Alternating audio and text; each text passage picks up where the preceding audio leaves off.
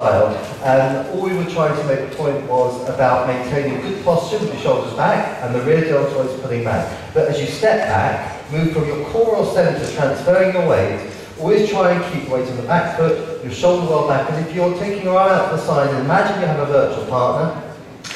You will make sure that the elbow is slightly bent and the shoulder is back, and that you maintain a nice pitch which is slightly aimed away from your partner, and you maintain that throughout your dancing.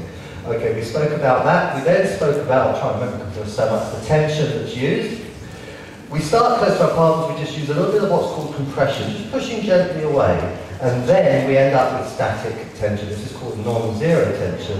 It just needs to keep it ticking over a bit like a car, just ticking over. We show you that if we increase that tension, I'll lean further, Nicola will compensate by equaling that tension and reducing. But sometimes the lady can increase the static tension if she wants support to do a move such as a wiggle down or a move similar to that.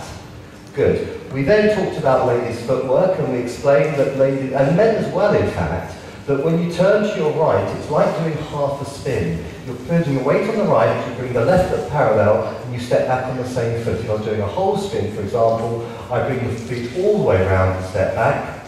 A half spin is exactly the same, I just went to the left. It will be a left half of the spin, right foot parallel, back on the left. The confusion is ladies want to step back on the right foot most of the time, and should, but that's only essential in close positions. In an open position, it won't matter.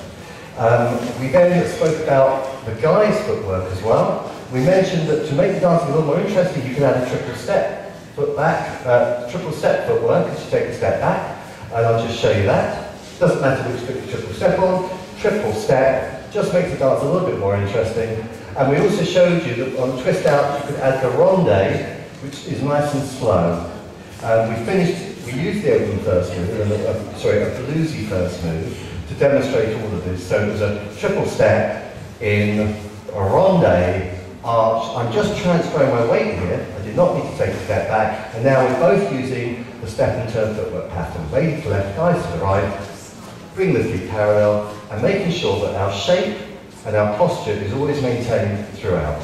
We also talked about lady spare arm, and as you prepare your arm to step back, you bring it into the chest, little finger pointing inwards, and then you sweep the arm out, raise to the side with a flick at the wrist, indenting the middle or fourth finger, and making sure that the shoulder is well back. We also talked about the technique of bringing the arm in and out, rotating the wrist as you do so, and in the slot, you'll find that looks like this. Bring the arm in as you turn, out as you come to the end of the slot. Bring the arm in as you turn, and out as you come to the end of the slot. Okay, and then we did the second section of musicality. We mentioned how we count every other beat. Even though there's 8 beats, we count 4. And the breaks usually last 8 beats or are counted for in blues and most music. And we use the track Sweat, a little choreographed routine to demonstrate that. Which we shall do now. Thank you. Here is Sweat.